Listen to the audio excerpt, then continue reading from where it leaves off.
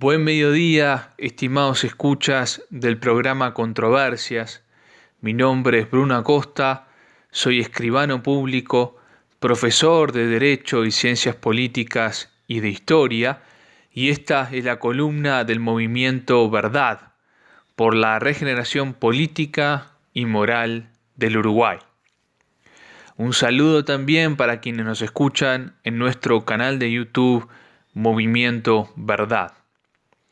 Antes que nada, quería hacer una excepción y dejar un número de contacto para quienes quieran comunicarse conmigo, y es el siguiente: 092-338-025. Luego voy a repetir este número al final de la columna. También ustedes saben que tenemos una dirección de correo electrónico: verdadrevista@hotmail.com. Están acostumbrados, estimados escuchas, a que nosotros tocamos, en virtud de nuestra profesión, de profesor de Derecho y Ciencias Políticas y de Historia, temas atinentes con estas materias. Y en el día de hoy nos abocaremos a analizar un tema de la ciencia política de actualidad, que es lo que ocurre en el país hermano del Perú. En el país hermano del Perú están ocurriendo hechos tremendos que el observador y el analista de la ciencia política no pueden dejar pasar. En primer lugar, analicemos cuáles son los hechos, qué está ocurriendo en el Perú. El 7 de diciembre del año pasado, del 2022, fue detenido quien era el presidente peruano, Castillo, marxista, porque intentó dar un golpe de Estado que falló, porque no obtuvo el apoyo de los militares, de las Fuerzas Armadas peruanas, y la soberanía radica en la fuerza, como nosotros hemos explicado y también ha explicado el coronel Araujo. Recuerden ustedes que nosotros hicimos una columna dedicándonos a este tema, al golpe tonto, como le llamamos nosotros, de Castillo, la cual pueden volver a escuchar en nuestro canal de YouTube. Esto ocurrió el 7 de diciembre. A partir de este momento de la detención de Castillo, asumió su vicepresidente Boluarte, una mujer, y las cosas fueron de mal en peor en el Perú. Hubo manifestaciones de rechazo por parte de miles y miles de personas, se bloquearon carreteras, hubo huelgas, hubo azonadas, hubo manifestaciones en general en todo el territorio peruano. Por dar algunos ejemplos, el 10 de enero hubo una manifestación en la ciudad del sur del Perú, Juliaca, donde fueron asesinados 19 manifestantes por las fuerzas del orden. Días después, el 19 de enero, se dio lugar la llamada Toma de Lima, cuando muchísimos y miles de manifestantes peruanos se fueron hacia la capital del Perú, hacia Lima, en esto que dieron llamar la Toma de Lima, y llegaron a calles aledañas al Palacio de Gobierno y al Congreso, tomaron algunas universidades, algunas de las cuales les dieron respaldo, plazas públicas, y policía y manifestantes en Lima se enfrentaron a mansalva, la policía utilizando, por ejemplo, gases lacrimógenos.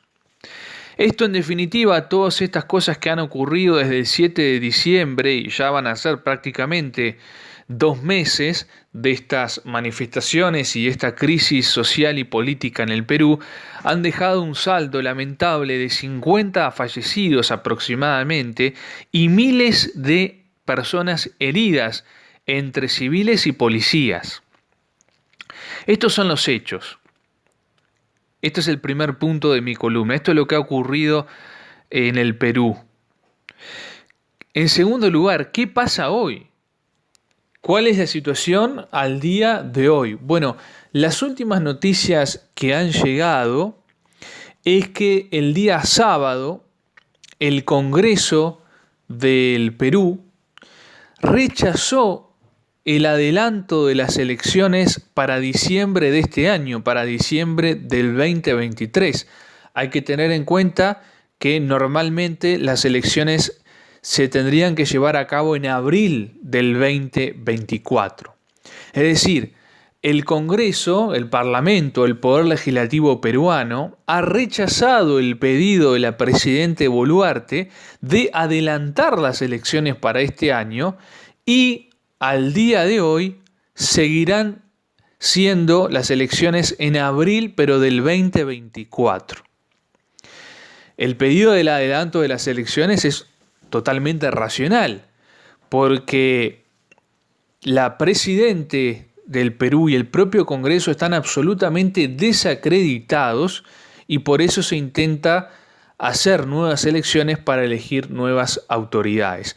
Ahora bien, el Congreso, como muchas veces ocurre en la historia política y en el estudio de la ciencia política a través de la historia, esto se puede comprobar, pone un freno para el buen andamiaje, el buen funcionamiento del país, en este caso en Perú, y rechaza este adelanto de las elecciones. Recordemos que acá en Uruguay pasó algo muy parecido, hagamos un poco de historia. Aquí el golpe de Estado del 73, de junio 27 del 73, se dio también porque el Parlamento, hablando mal y pronto y claramente, ponía palos en las ruedas al Ejecutivo. Y en una situación de total crisis y caótica, el Parlamento le ponía palos en las ruedas y rechazaba el desafuero del senador Erro, que era un notorio y ostensible tupamaro. Bien, esto es lo que ocurre al día de hoy en el Perú.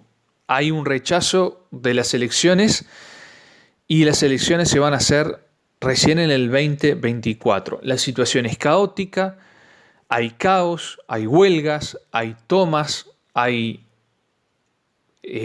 huelgas en general, decía, hay bloqueos de carreteras, muchos manifestantes han fallecido y también policías. La situación es caótica, con un poder ejecutivo, con una presidencia absolutamente desacreditada, lo mismo también el poder legislativo, el Congreso. Llegado a este punto, vayamos a un tercer elemento en esta columna, que es el trasfondo de estos hechos. El punto de esta columna más importante, el saber el porqué, las causas, conocer las causas de lo que está pasando en el Perú.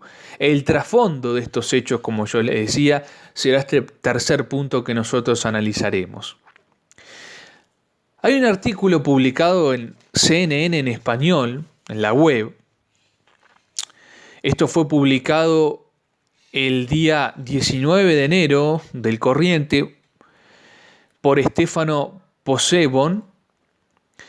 Y este artículo dice algo muy importante para justamente sacar a luz las profundidades, el trasfondo de lo que está ocurriendo en la República Hermana del Perú.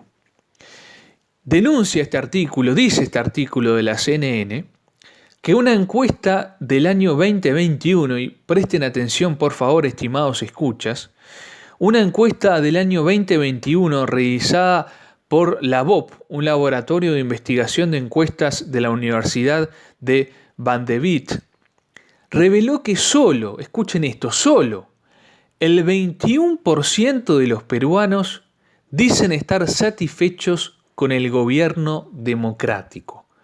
Solamente el 21% de los peruanos, una terrible minoría, una grandísima minoría, comprenderán, dicen estar satisfechos con el gobierno democrático. Esta es la menor cantidad en cualquier país de América Latina y el Caribe, excepto Haití. Y hay más todavía que se dice en este artículo de la CNN.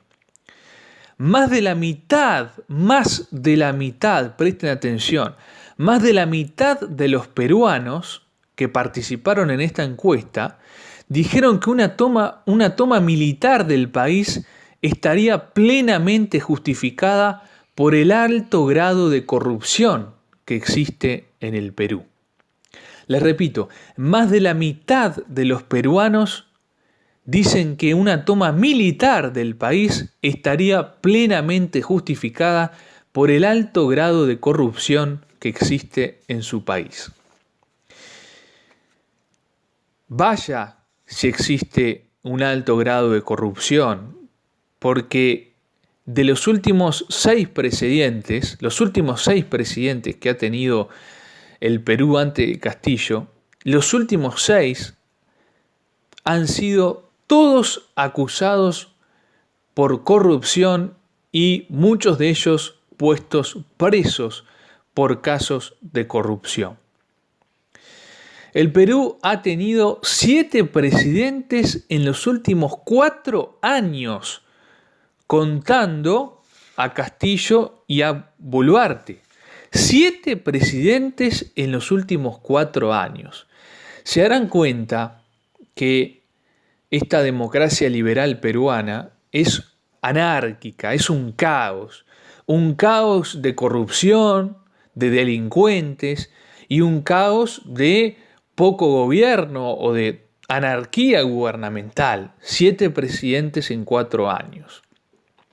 Por eso es que, y se entiende perfectamente y se justifica, la gran mayoría de los peruanos rechazan a la democracia liberal y hay una buena proporción, una mayoría también, más de la mitad, que estarían dispuestos a asumir un gobierno dictatorial militar.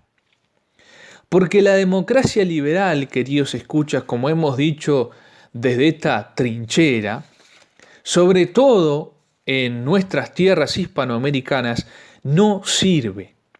No sirve en general, de forma doctrinaria, teórica o dogmática. Se sabe que la democracia liberal, con su sufragio universal, con su soberanía popular, con su reinado de la cantidad, con su igualitarismo, con su subversión, con su degeneración, no sirve en general.